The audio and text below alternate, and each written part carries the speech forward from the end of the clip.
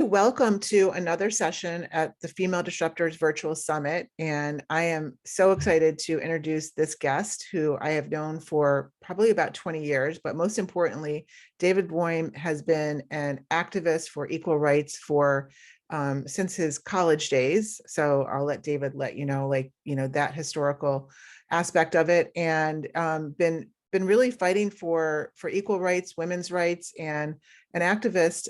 So David, I'm going to turn it over to you. And, you are known as a change agent, and I am so happy to have you as actually the only male speaker, part of the 2023 Female Disruptors Virtual Summit, our male ally. We hope to invite many more of you. So David, I'm going to turn it over to you. Well, I appreciate that. And welcome everybody to this session. This session is in order to level the playing field in business and life. Women must acquire political and economic power. We're going to discuss several things today. First of all, we're going to talk about what is the playing field in which women play today, how we got here, what are the obstacles to progress. We're going to talk about something called pedagogy of the oppressed, and we'll get to that, and what I believe women need to do to really get a level playing field. So we're going to start right now. And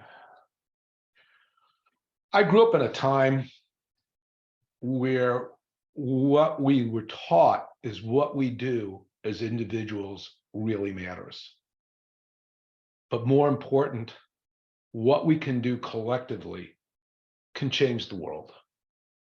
So first, let's just look at the playing field. Obviously, there's never been a woman president, even though women make up 53% of the population in the United States. There are about 24, there are 24 women senators, which is 24%. There are 127 women in the House, which is 29%. And there are 12 women governors, which is 24%. And we could say, wow, that's a lot more than 50 years ago. 50, a half a century. What progress have we really made in a century? So when women get the right to vote in the United States. Economics, we have women today earn 83 cents for every dollar a man earns in the same exact job. The Fortune 500, there are 47 women CEOs, which is 9.4%. And I wanted to include this because I think it's really telling. In the nonprofit sector, where jobs tend to pay less and you're giving more, women make up 75% of the labor force. Yet when we look at the top 10 highest earning CEOs for nonprofits, there's one. And when we talk about leveling the playing field in life, the percentage of females in sex trafficking is 80%. Over 30% of the women in the United States have been abused. That the percentage of domestic abuse victims, women make up 85%. And one of the, as I got this data together, this one really stood out to me. 50% of all homeless women are fleeing domestic abuse. And even though we talk about sharing responsibility for raising children, the percentage of single parents who are women, percentage of single parents who are women is 86%. And that's why I talk about you cannot level the playing field in economics and politics without leveling the playing field in life. And I am your speaker, David Boim, and Lisa mentioned that I started in college. That is not quite right. I actually started right here where you see the dogs. That's 1963 in Birmingham, Alabama. I was on a bus that came down as a very young teen when a church was bombed and 4 young Black girls died. It began my 60 years as a civil rights activist. To the far left, I was there in 1967 for one of the largest demonstrations against the war in Vietnam. In 1968, I was at the Democratic Convention in Chicago. And in 1978, there was a large ERA rally in Chicago. And you could see me much younger with my daughter, who was 2 years old at the time. So it was 44 years ago, because she is 46 years old today. And not today, but she's 46 years old. And I think it's really interesting. I spoke at the ERA rally there as well. My daughter and her 3 kids 2 years ago were marching in Black Lives Matter marches in Milwaukee. Her children at the time were 11, 9, and 6, and she was there with her husband and her kids. Because your kids are never too young to start growing a social conscience.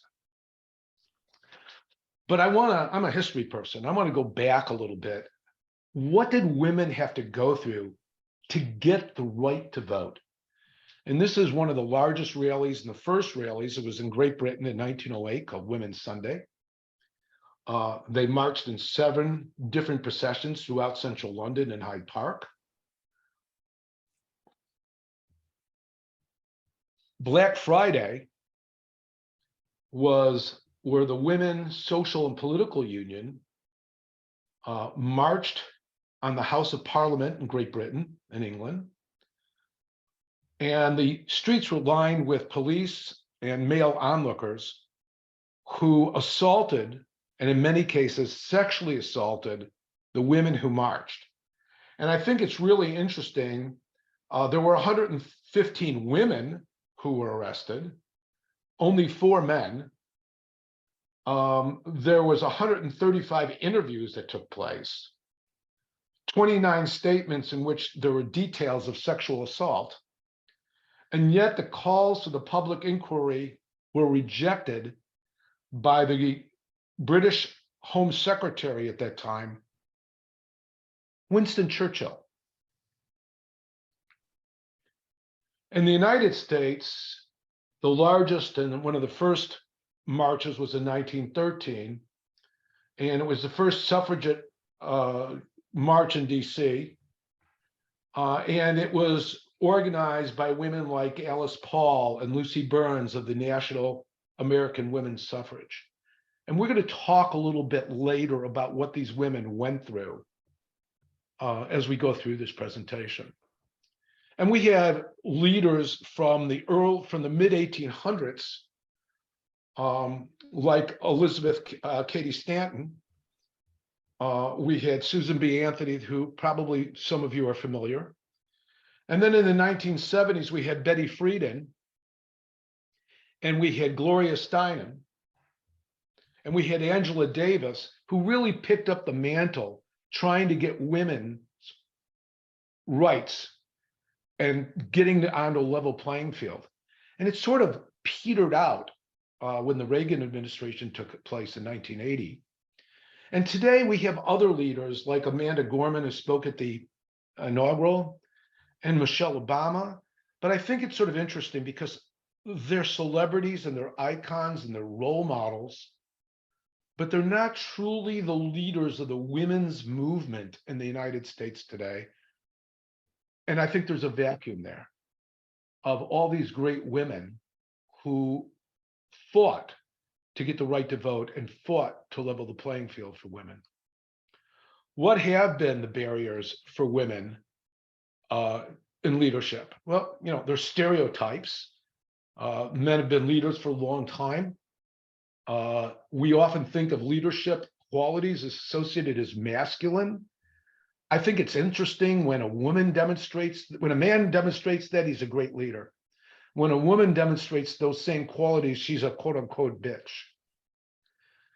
Men still surpass women in having connections and networking between men. And there's bias and discrimination, and there's hostile work environments and sexual harassment, but there's subtle biases as well. And I don't know if any of these women are on today. I did invite a few of them. Tina Lux Boim, who happens to be my wife, was the CEO of a software company in Florida, started it from scratch. Her entire management team were made up of women. And they did an unbelievable job. Their clients included IBM and Tech Data and Ingram and Lenovo. And they made their investors, who were two male investors, literally tens of millions of dollars. And as they were negotiating and they sold the company to Lenovo, she was meeting with one of the investors who referred to her leadership team as the girls. And Tina looked at him in the eye and said, "What did you just call us?" And he hesitated a little bit and said, "Oh, I didn't mean it." And she looked him in the eye and said, "Really? What did you mean?" Those are the type of biases that still exist out there. And then there's the lack of flexibility that, whether we like it or not, primarily women still have the primary responsibility for childcare. How do we build a flexible work environment where women can be leaders and take care of their families when it's required for them to do so? So leveling the playing field in business is not possible till we level the playing field in life for all women. Recently, the Taliban suspended education, university education for women in Afghanistan. They're not allowed to go to universities. Now, what's really interesting, if you see the picture on the left, that's Kabul in the 1970s. That's how women dressed in the 1970s. And what we see today in the other three pictures, how women are required to dress in 2023. In Sierra Leone, they still practice female genital mutilation. And that idea is there to mutilate the clitoris so that women enjoy sex less and are less likely to stray. In Saudi Arabia continues to persecute and detain many women's rights activists simply for peacefully advocating for their rights. And yet this is a quote unquote ally of the United States today. And then human trafficking. We could talk about Pakistan and Indonesia and China and India and Bangladesh, where there are millions of victims. But even in the United States today, 50,000 women and children are forced into sexual slavery every year. I mentioned I wanted to talk a little bit about Pedagogy of the Oppressed. It was written by Paulo Freire, and it was written during the 60s. And he talks about that oppression could only occur when you dehumanize individuals who become objectified. And this occurs due to injustice and exploitation and oppression. So the pedagogy of the oppressed is how to fight back against lost humanity. One of the points that he makes is the oppressed, when they get to positions of power, instead of striving for liberty, they tend to themselves become oppressors. Their role model is their oppressor. And that's what they think people in power do. And I was speaking at the ABWA a couple of weeks ago, and we talked about this, and people said, "Oh, well, that makes sense. If you're a child of alcoholic parents, you're more likely than children who do not come from alcoholic families to become an alcoholic. If you're a child whose parents beat you, you are more likely to become a child beater." But when I spoke, one of the women related that she worked for a pretty large company, and there were no female executives, but there were a lot of female middle managers. And they got really excited when one of their peers, got elevated to an executive position. And what was really interesting about that is once she got to that position, in their view, in these women's view, she emulated her oppressors and was just as difficult to deal with as her male colleagues. Freire talks about 4 anti-dialogical actions that people in power take: conquest, manipulation, divide and rule, and cultural invasion. And we're going to talk a little bit about those last three, especially. On the other side, how do you fix it? Well, it's through unity, compassion, organization, and cultural synthesis.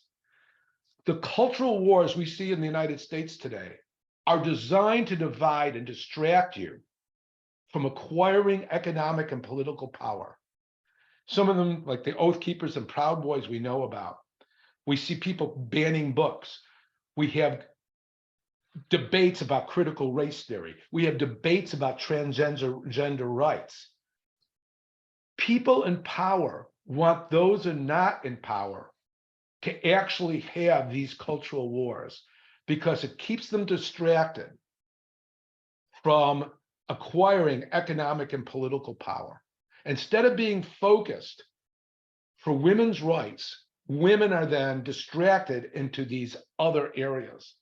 And that people in power prey upon their fears and their own prejudices of race, immigration, ethnicity, and religion to keep women from uniting to level the playing field.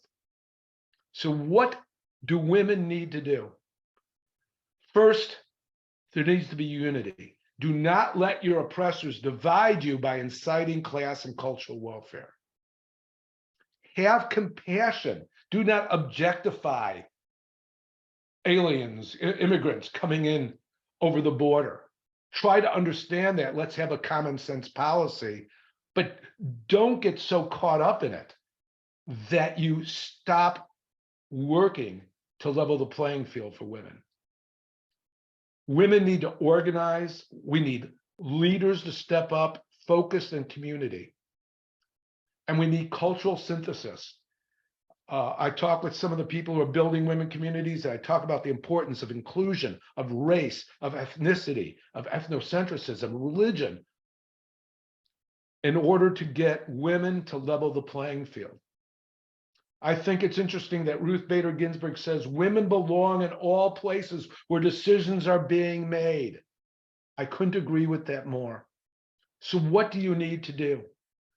Women need to organize and join women communities like Female Disruptors, like Publish Nation, publishnation.com, where women can get together and do political activities. They need to mobilize. You need to know your local legislators, not just your Congress people, because you need to affect change at all levels. And you need to attend those meetings. And women, like the women before them, need to organize and attend rallies and pound the pavement, volunteer, donate, and vote. How can women or anyone who supports women's rights vote for these people? We have a congressional candidate who said that the US suffered from the women's suffrage and praised organizations trying to repeal the 19th Amendment that gave women the right to vote. We have a senator in Missouri, which is right next door to me, who just wrote a book called Manhood. It's not a coming of age book.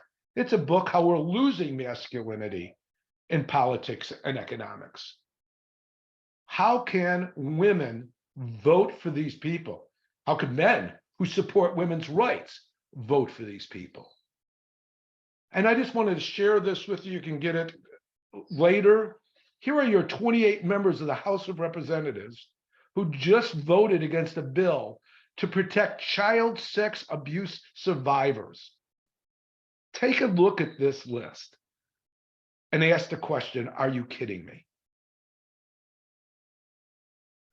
I wanted to share this with you. It's from 1914. And we'll just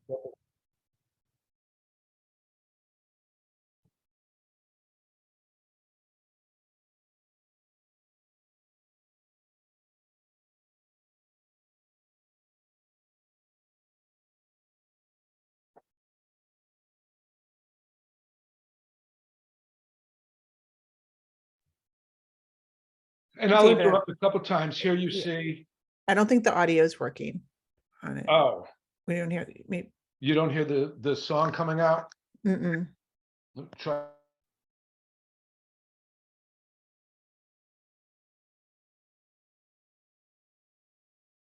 It might be from a different speaker, so maybe we can just share it in the comments so we can hear it maybe afterwards. Mm.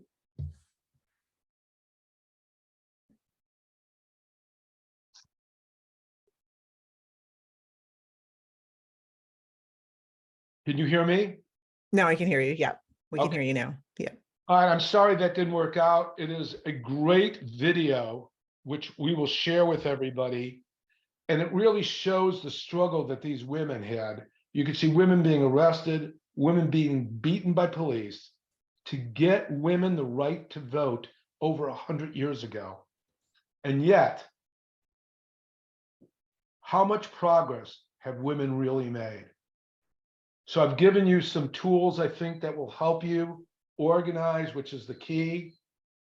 I think it's important for women to acquire economic power by being focused on women's issues and unlocking their feminine power.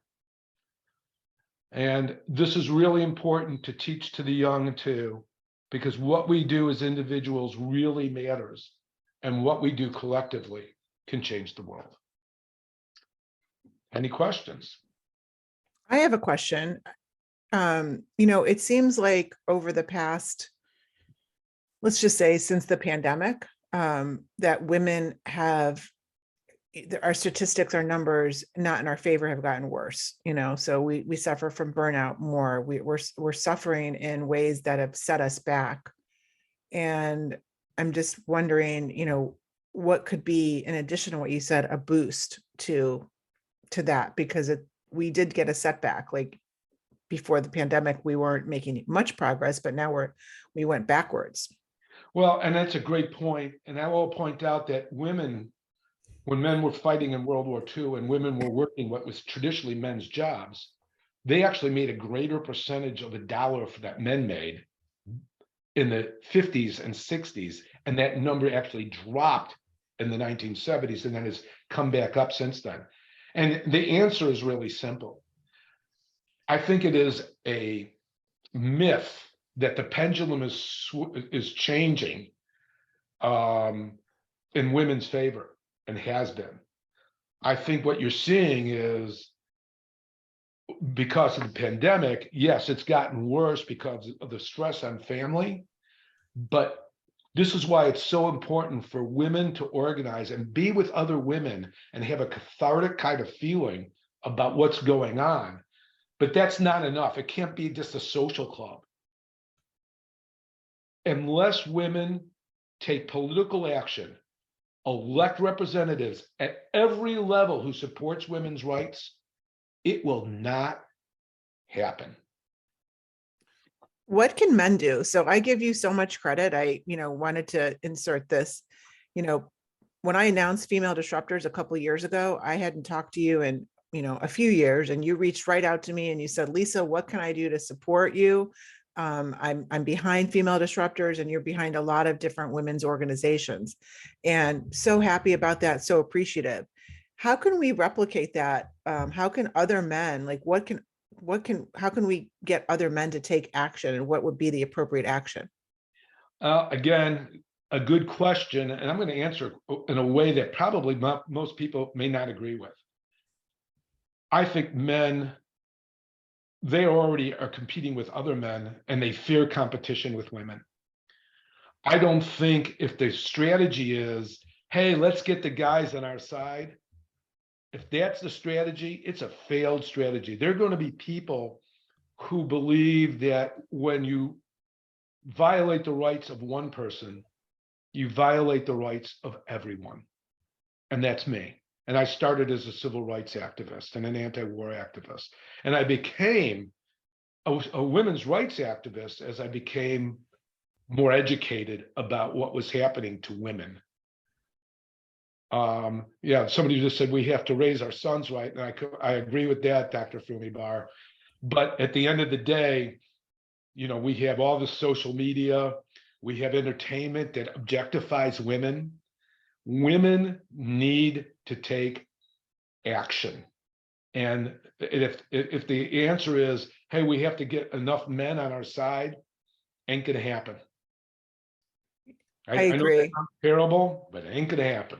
Well, I think it wouldn't hurt, but I do think one point that women need, an action point that women need to do is to collaborate more together as much as possible. So there's been, I think, a raise in awareness on everything that we're talking about today over the past, especially since the summer. 2022 was an extremely disruptive year for women across the world. But I think that one action that women can take is how can they better collaborate and work together for the same cause? I agree. Are there other questions from anybody in the audience? Well, I hope that this has been educational, and I'm just sharing from a person who has been an activist for much of his life in trying to affect change, that if you're not willing to put yourself out and organize with other women and take political action, you will never get the economic equality that women are, of which they're so deserving. I am the father of 3 girls, and all young women now, and all of them activists in their own way. My oldest daughter is a children's rights activist. My middle daughter is a women's rights activist, and my youngest daughter is an environmentalist. So That's amazing. So Allison just put in here for us the link to the Fight for Equality podcast. Thank you so much, David. I really, you are a warrior for women and for equal rights, and I appreciate you and I appreciate your time. And if anybody is here listening to the pre-record now or in the future, please feel free to, ask us anything. Reach out to David direct on LinkedIn. I know he responds to every message he gets. And if you can't get in touch with David, get in touch with me. And if you have any questions, we would be happy to answer them or help you. So David, thank you so much for this presentation on leveling the playing fields for women. thank you very much for inviting me.